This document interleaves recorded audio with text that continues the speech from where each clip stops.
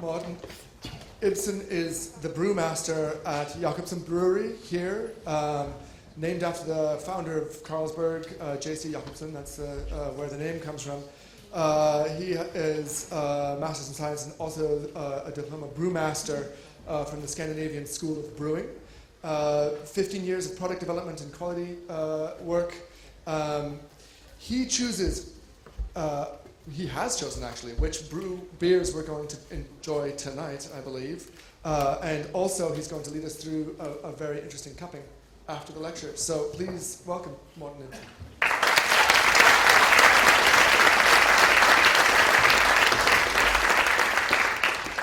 Thank you and good afternoon. Thanks for the presentation.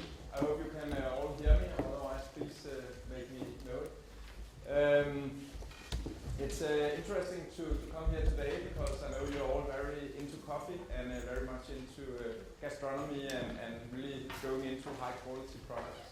So I hope you will get inspired by my presentation here. Background, so I'll skip to the next one and tell you a little bit about what I will present for you the next first 35 minutes. Then Michael will tell you a little bit more about tasting now with a focus on beer. And then we'll have about 45 minutes of beer cupping outside this room. So the theoretical part we will start with will focus on the raw materials we use for brewing, especially malting, because there are some similarities between malting and roasting, and I believe some of you knows a lot about roasting coffee. And then go into how to make beer, and then try to broaden your insight in all the different beer types that actually exists. And finally, the tasting. Please, you're welcome to come up with questions as we go along. We might be a little pressed on time, so we might not be able to take all the questions, but let's see how it works. So at Jacobsen, we have a philosophy of three major areas. We want to live up to our founders' golden words, which focus on making beer at the highest possible degree of perfection. We are all the time trying to be innovative and develop the way we make beer and challenge the limits of what beer can be, so that as the ones of you that are Danes will know that during the last 10 years the beer market has developed enormously in Denmark, and we've been a part of this. And finally, a newer point is we like to make beer that match very well with food, because today most alcohol in this country is actually consumed from wine and not from beer, even though we are a beer producing country. So we like to open the Danish consumers' eyes for the opportunities within beer and food. And the vision, which is probably going to take some years before we reach, is to make Jacobsen the preferred drink on the dining table. And just a little tourist or consumer information that our brewery is situated in Carlsberg Visitor Center that is very close to here at Valby Bakke here in Copenhagen. And it's open on Sundays, so if some of you don't know what to do on Sunday, it's an opportunity to go there and see the brewery and the Visitor Center. Well, it all starts in the fields, and it starts in the best fields because to make malting barley, or in general to make the grains we can use for making beer, it has to be a very high quality and live up to a number of specifications for it to be suitable for beer production. And we have the advantage that we will only pick the grains from the fields that this year would make a good crop. So we will normally not come out with a bad year, as you sometimes see in wines, because we just select the right fields every time. And the first part of the process of making beer is actually to turn these grains into malt. And there are 2 to 3 major processes or major aims we have in this process. First of all, we want to get let me see what we have here. Make the starch accessible. So in the coming process of making sugars into alcohol, which is the fermentation part, we have to start in making the starch, which you could say is a food pack, and the grains into sugars and make those accessible. And if you take a grain and multiply it a lot, then it looks like a skyscraper filled up with rooms And during the molding, the inner walls are cut down by enzymes, or in a popular way, biological scissors. So that way we degrade the inner part of the grain. So if you chew a barley grain, it's very hard, but if you chew a Pilsner malt, which looks the same from the outside, it's very soft because the inside is broken down. And then comes the process that actually is pretty much like roasting coffee, a little different. So in this process, we gain some color and some aroma. I have a few extra slides on that, and there are two major ways. So if you look at the malting process, the first step is called steeping. Here we put water on the grains, and they will start to germinate. There will come a little green germ and small roots out of each grain. And after that, we can do two different things. We can do the very traditional thing to go into a kiln. That's what we do when we do normal standard lager malt or Pilsner malt, the very pale malts we use for Pilsners.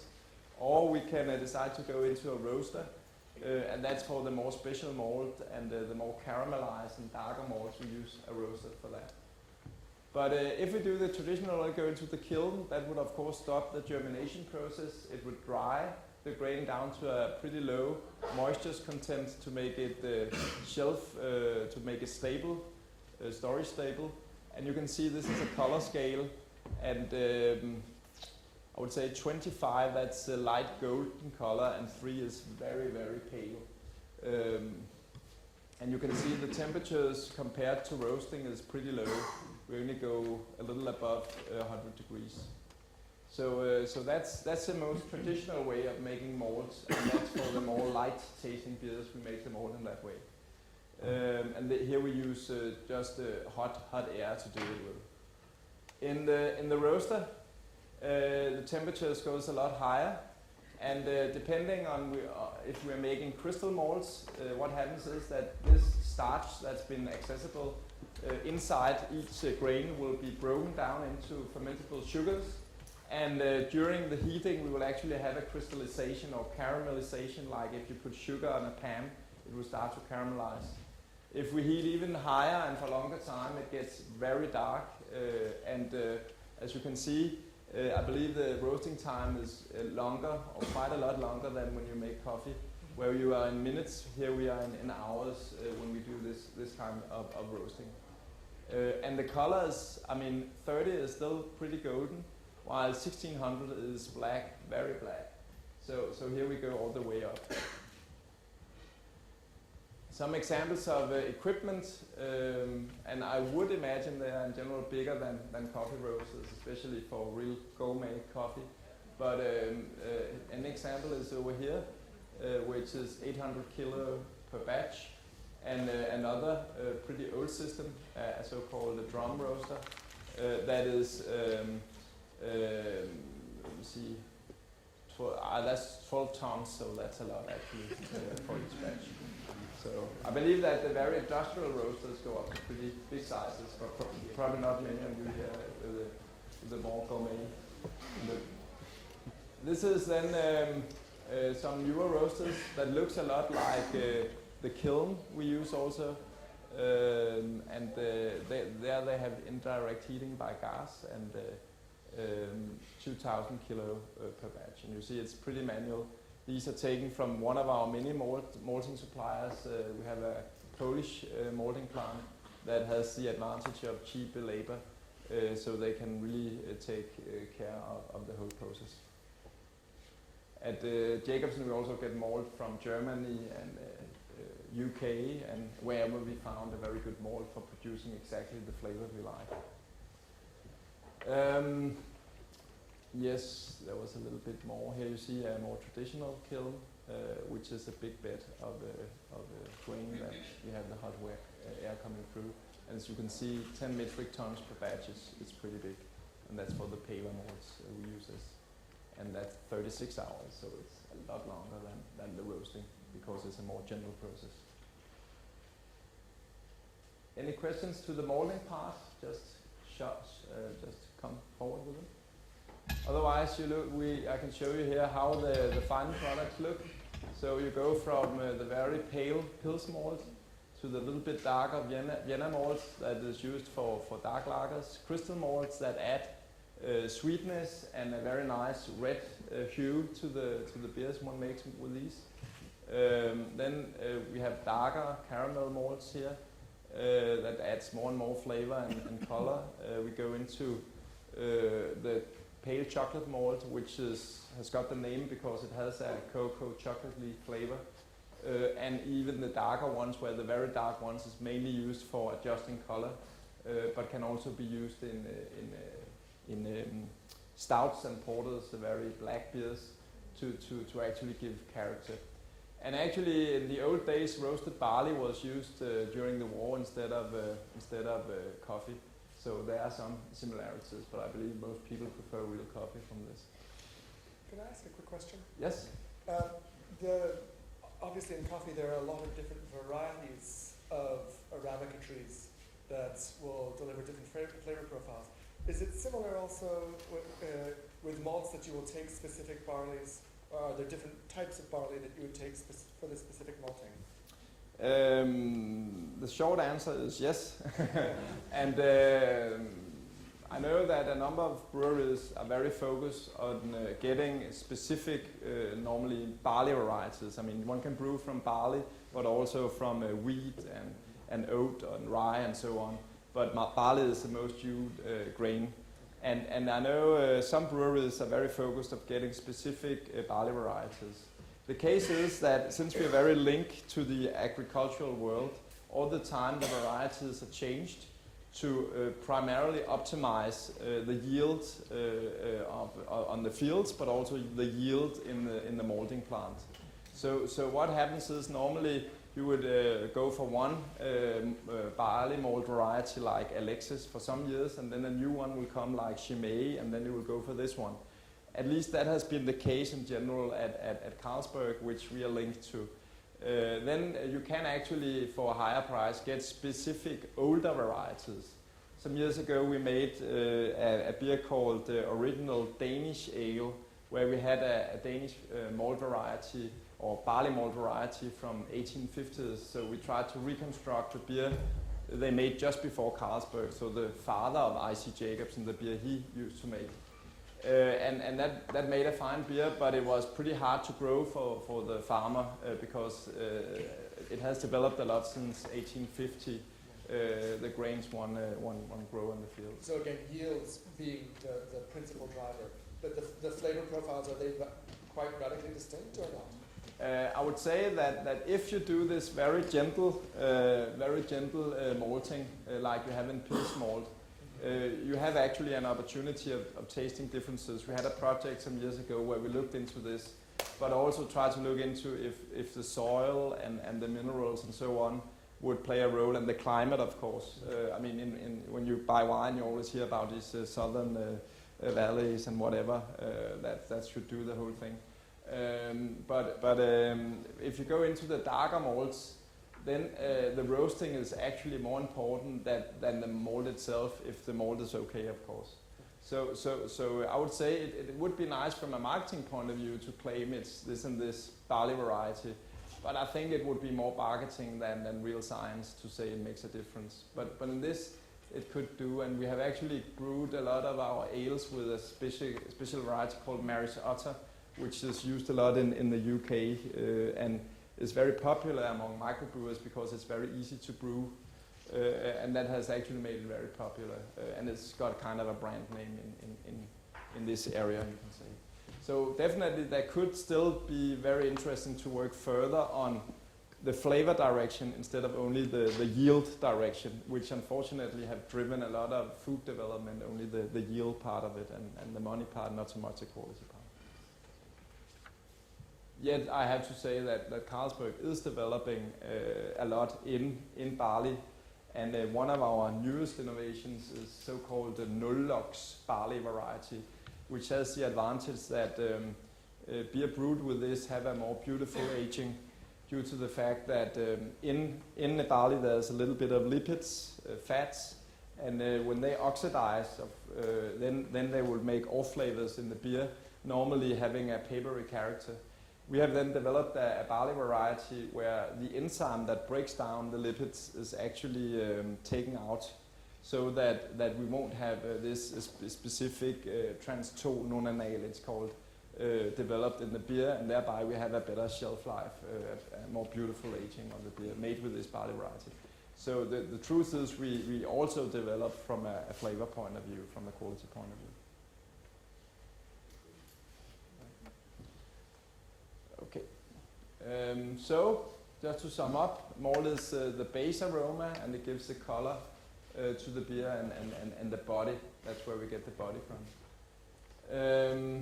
Then the first process in the brew house at the brewery is pretty similar to brewing a good cup of coffee. So it's about crushing the malt in a mill in the blend, where you blend the different ones you like to have to make the specific beer. Thereby we destroy the outer wall of the grain. Then we add water and heat up in steps, and that would decide how fine we break down the starch. So if we do it very roughly, there will be a lot of residual sugars in the beer, and it will have a lot of body not coming from alcohol. And if you break it up very fine, then we would have almost all sugars converted into alcohol, and then all body would come from alcohol and not very much from residual sugars. And then we come to the addition of hops, which is boiled with the beer. And if we add the hops very early in the boil, we will gain all the bitterness out of the hops. And if we add it late, we can get a lot of aromas. And depending on variety of the hop, there's a lot of different aromas to gain. So some would give like grapefruit flowers, some would give more floral flavors, and yet others can give like berry or blackcurrant flavors. So actually, compared to the wine, the hop varieties is giving very specific flavor impact on the final beer when it's added very late in the process. And that's coming from the etheric oils. So as I believe in coffee, a lot of the flavors you have in the nose would come from the oils. It's the same in late hopped beers. Yes?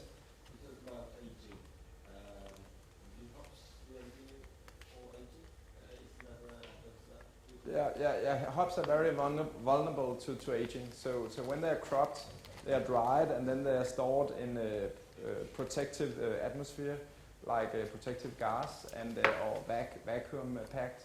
And then we store it below 5 degrees C to keep it fresh, and it's the oils that can oxidate. If they oxidize the oils, it will become cheesy and have a number of not that nice rancid off flavors. So that's why we protect them very carefully.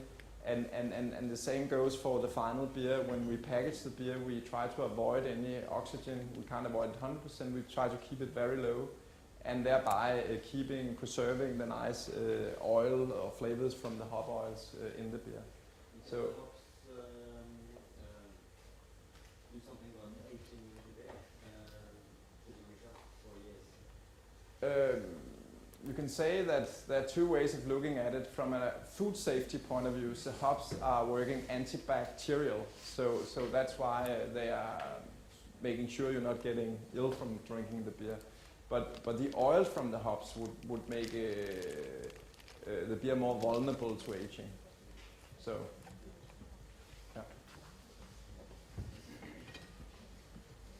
yeah. Here you have an example of hops. So what we use is the hop cones.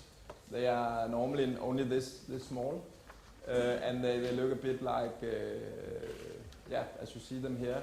They're growing in a little bit southern parts of the world compared to Denmark and Germany. In US and Australia, New Zealand make good hops, and it grows very fast, up to 8 meters in height, and it takes a very special knowledge to actually grow these plants. So it's only in specific areas of the world. Hops have a number of physiological effects. It makes you relax. It's actually also make one have to pee more often, which some of you will know, and it gives a bitterness to the beers. Then we come into the fermentation, making the alcohol. Again, the easy picture is going from grape juice to wine. So it's first here we actually get to where wine starts. So in the wine business, you would be now been walking around in the grapes, and that's where we are now after the brewing. So and we have two major types of yeast we can use for brewing or for fermenting beers. We can use top fermenting yeast that would go to the top of a fermenting vessel when fermentation is over, or bottom fermenting yeast that would go to the bottom of the tank. The last type is also called Saccharomyces carlsbergensis because it was first isolated at Carlsberg. And bottom fermenting yeast are only giving a very subtle flavor impact to the beer. It's done at lower temperatures and it takes a longer time compared to top fermenting yeast that one will find in ales and wheat beers, adding flavors like fruit or coriander and clove. So having a stronger flavor impact, done at higher temperatures and having a faster fermentation. So to summarize, it starts with the grain, and then we add water and heat, and thereby we can produce the malt. Then again we crush the malt, add water, heat, and later on hops, and we get something we call wort, which is what we actually get out of the brew house, which is sweet and bitter, and hop aromatic if we add hops late. Then we add the yeast that would convert the sugars from here into alcohol and carbon dioxide, and then we actually have our beer. So this is just a very fast run through how to make beer. And the reason for telling you that is also to be able to explain a little bit better why and the beers you're going to taste later, why they taste as they do. So, and then a little consumer advice here. When you have bought your beer, there's three things that I would advise you to follow. One is to keep the beer dark, and that's because when we add hops to the beer, then it gets vulnerable to light. It's not only sunlight, it's also normal indoor light. So one should keep it dark to avoid destroying the flavor. In Denmark, a lot of people during winter time or the colder part of the year would leave it outside in the crate, and then please put something on top of the crate because it goes pretty fast to destroy the beer. At Jacobsen we use brown bottles because that's what protects the beer the best, but it's not 100%, so still one should keep it dark. Then keep the beer cold and for a short time. That is due to the risk of aging, because if you keep it cold, it slows down the process of aging, and for a short time, of course, it's fresher that way. A few very dark and strong beers actually can gain by being left for many, many years. Like we have made some Easter brews back in the 60s that actually taste like sherry or port today. So they taste very different, but actually very good, but very different from when they were made. And finally, I put here pure glasses, and by that I mean actually glasses that for most of us would be cleaned by hand, because if you have a dishwasher, you add these specific detergent that has the aim of destroying the foam to have a very effective washing in your dishwasher. And that will actually stay on the glasses, so if you put your glasses in there, you would never have foam on your beer. It simply takes away the surface tension. So at home, it's myself washing all our beer glasses. My wife doesn't want to spend time on that. But again, I have a very nice head on my beers back home. The very good restaurants have special dishwashers for the beer glasses to make sure that they actually have a nice head on the foam always. And in a country like Germany, it's normal to do it by hand. That's not allowed in Denmark in restaurants because water has to be above 80 degrees C. So it's not as easy as in Germany to have a nice head on the beer. Oh yeah, let me see. I still have it. I have a question about the bottles. Yeah. So beer companies who put their beer in clear bottles, are they totally disregarding the degradation of sunlight, or does it affect certain beers and not others? and some of them are totally disregarding the quality of the beer. And one example could be a very famous and very smart beer like the Corona. But the good thing is when you add the lemon, you can't actually taste this light stroke off flavor. It actually takes it away. So that's pretty wise. But you can do two things if you want to make a beer in a flint bottle, a colorless bottle.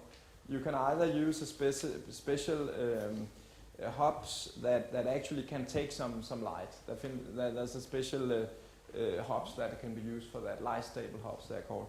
The other thing you can do is brew without hops.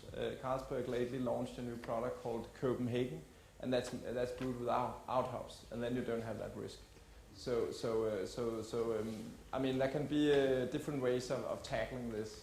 And some people might even like the light stroke flavor, because if you're sitting in a nice outdoor cafe and you're drinking your beer out of a normal glass that would normally be flint or colorless, it takes only 10 minutes from sunlight until you have that flavor.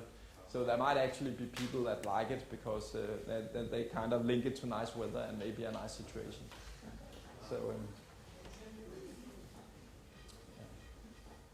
Okay, now we come to the most theoretic part, but probably also the part I'm most proud of, because it was something I developed a few years ago when all these many beer varieties started to pop up. And you could either say there's normal beers and then special beers, or you could go for like 100 different kind of beer types if you go into the internet. It's extremely detailed, and there would be like 20 beer types from each country. So I thought, well, why not try to make it some kind of compromise, so it's not too detailed, but it's still having more detail than just the two big categories, normal and special. So what I did was taking a little bit technical approach, saying, okay, there are two major ways of creating the beer. That's bottom fermenting or top fermenting. And so here is all the bottom fermented beers in the world in one beer type tree. And as you can see, there will be 4 major categories, which is on color. We have the very pale ones we call lagers. We have the golden ones we call Vienna types. The brown ones called Munich, and then the black ones called porters.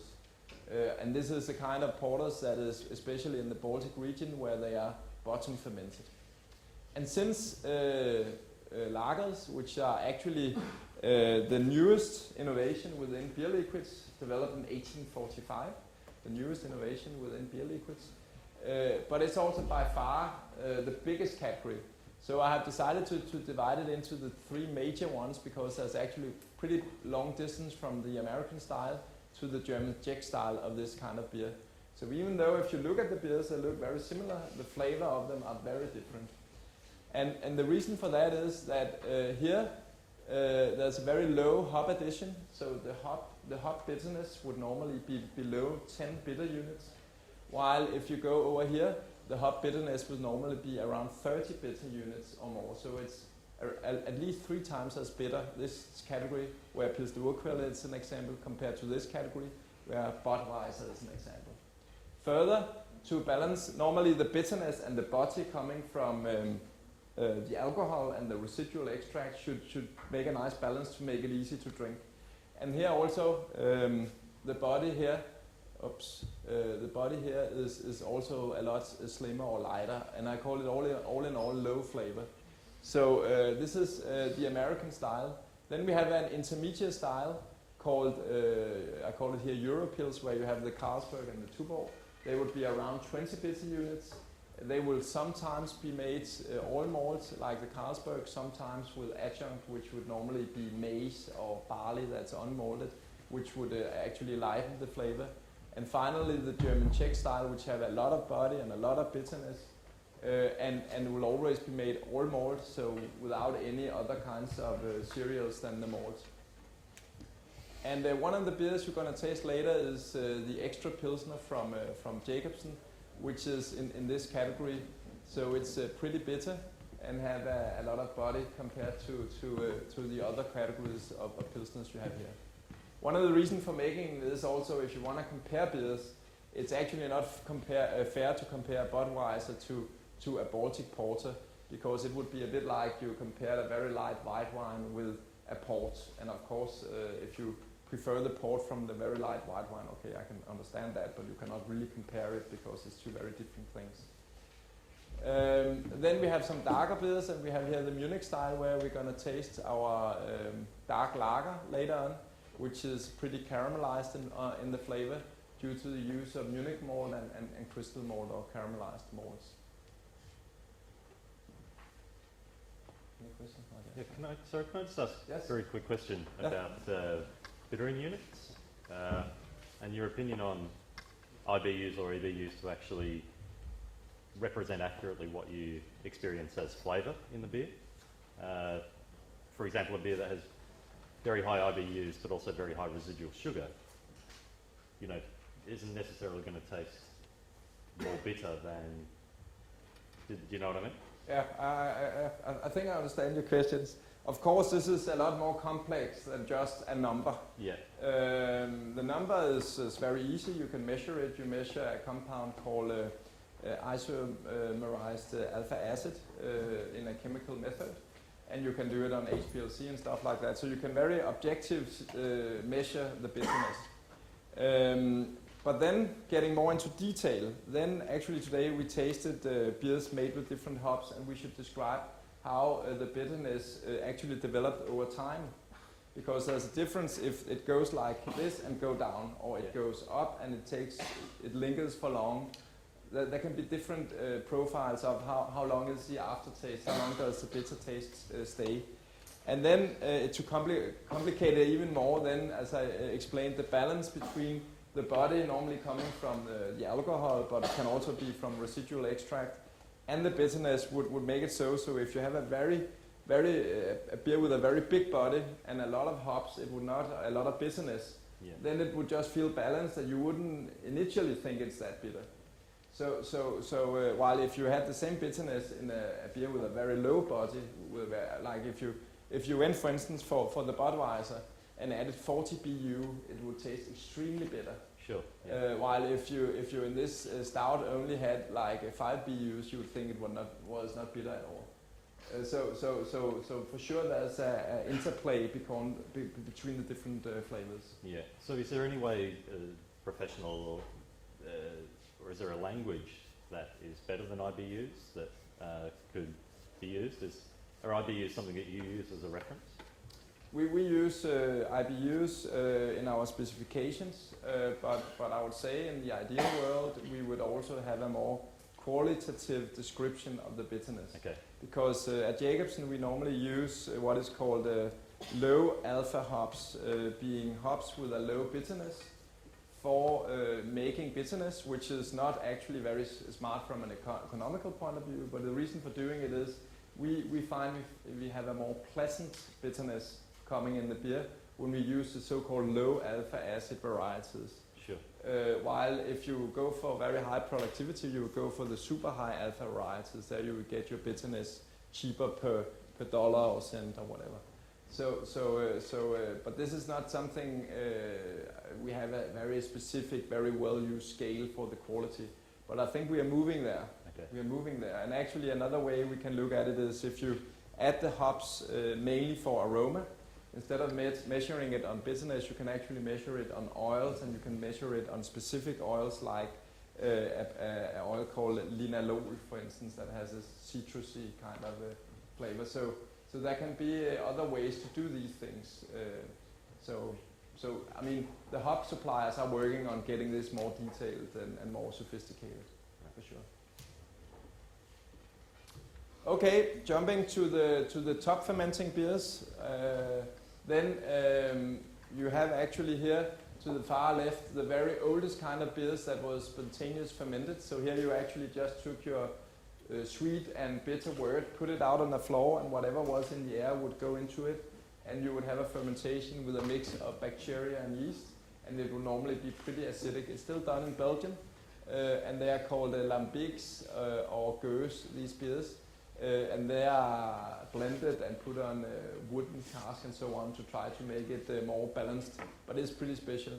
Then you have mixed fermentations, like some of you might know from Berliner Weisse.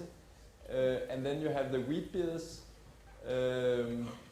And over here you then have the more traditional top fermented beer, the ales, the pale one, the brown one. And if you go down here where the alcohol go up, it would be Belgian names, while up here it would be British names, because when it's lower in alcohol, we are typically in UK where they do session drinking in the pubs, so they need to have a lot of beers before 11 when they close, and they want guys to be able to walk from there. So normally they're lower in alcohol, while in Belgium they actually enjoy beer with their food, so they wouldn't be higher in alcohol traditionally. And then we have the brown one and the stouts. And here's a number of Jacobsen beers also. We make a Rosé Vit, which is a Belgian-inspired wheat beer. Then we make a beer called Saaz Blond, that is this Enkel category with low bitterness. We make one with more bitterness that is called Pale Ale, a lot of hops. And then we make two doubles, a Spring Brew and an Abbey Ale, and a Brown Ale we also do. And this is not in the scheme, but we actually also make a special stout as a limited edition. So, but I think I've just spent 1 minute too much at this point of time. I don't know if there are any last questions before Michael will go into how to taste beer. Thank you. But there would be opportunities to ask later also. All right.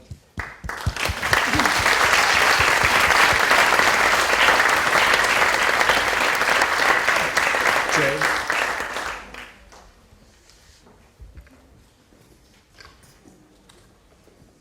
Hello again. I'll give you a brief introduction to beer tasting. In the morning we discussed various strategies you can apply to learn vocabularies you can train yourself, and this is actually what I'm going to talk about today. As you could hear, Morten has a very well developed beer vocabulary with different types of flavors and even referring to the chemical compounds that are behind it. So this is one way of talking about the aromas and the flavors. And there are many examples. There's a coffee wheel, as you know. There's one called the wine aroma wheel. And the wine aroma wheel, actually, what I like about it is in the original scientific publication when it was published in 87, there is a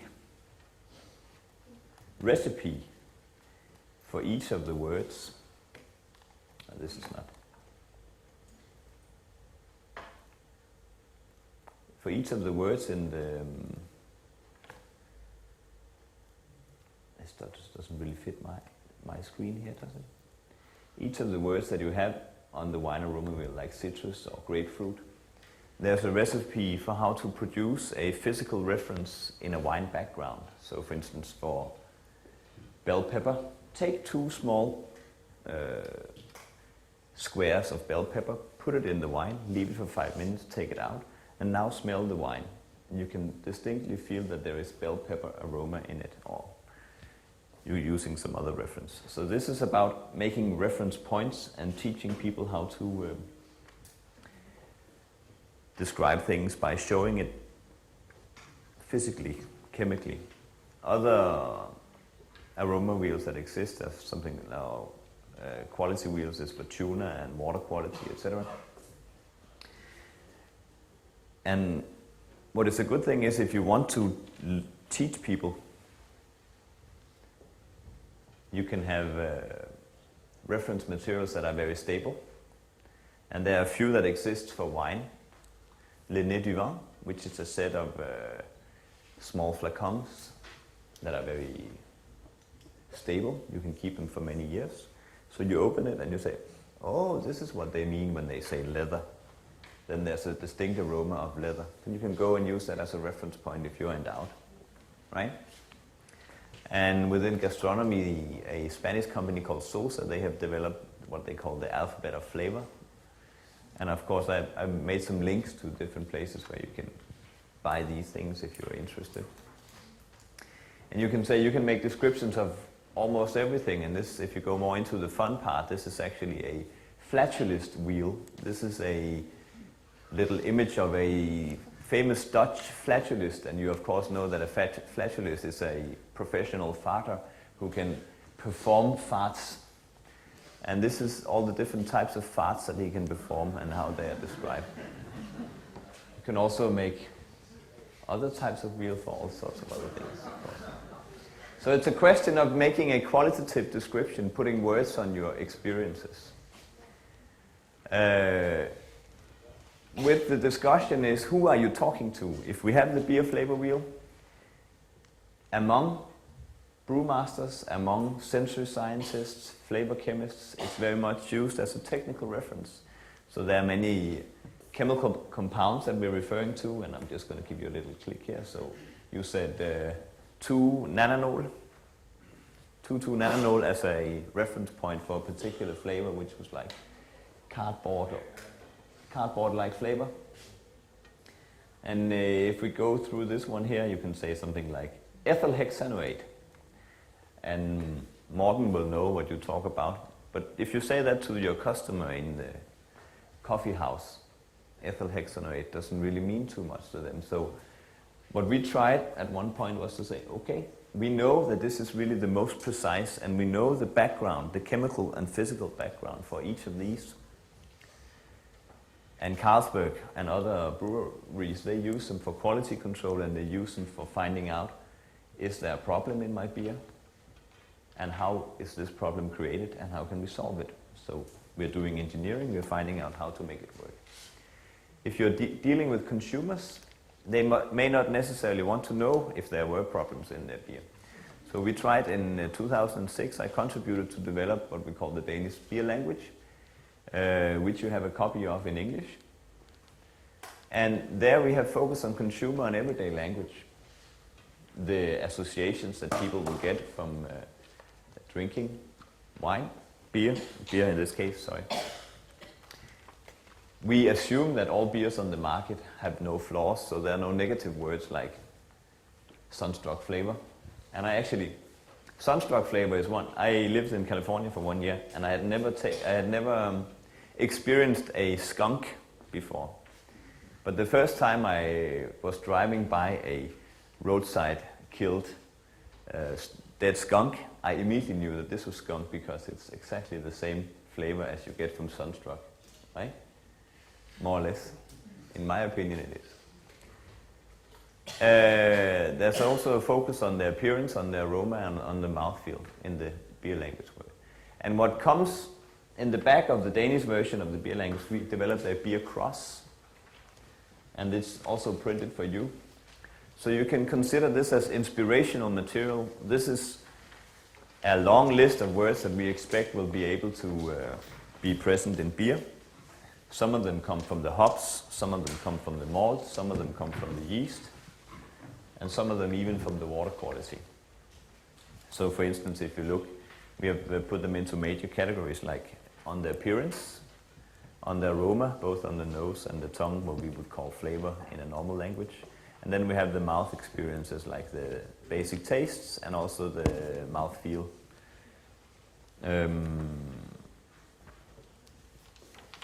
And we know, for instance, that many of the more citrus and fruity-like aromas, they come from the hops. But if we only describe them as hoppy, it's not detailed enough to describe all the different types of sensation you can get by using different types of hops, etc. And we also know that from the roasting, we get more spicy things, we get things that are more grainy, and we also get some more caramel-like flavors. And if we call them malty flavors alone, it doesn't, of course, fully describe all the different types of flavors you can have. So this beer cross is something you can use as an inspiration when you're tasting beer to remind, oh, this is a hoppy kind of thing. But you look down and you say, okay, well, maybe it's a little bit of melon or pineapple that is in here. Yeah, maybe. And then you start smelling again. And if you are really, really interested, then you start going out and finding reference materials that you can use to present your beer in your beer. And there are actually some companies that develop solutions for breweries that you have little bottles that you break and you pour into the beer, and then you have a standard, for instance, with a particular flavor. but these are mainly used for quality control and mainly used for training those highly specialist beer tasters that are the tasting panels at the breweries. So this is an inspirational tool to give you an overview of all the things that you can expect when you go and do a tasting. Okay? All right, thank you so much. Let's give a hand to Mikkel and Morten. And I think we're going to follow you gentlemen out to the beer tasting right now. So everybody up and to your cupping table, where we will be tasting beers and putting this this list to work.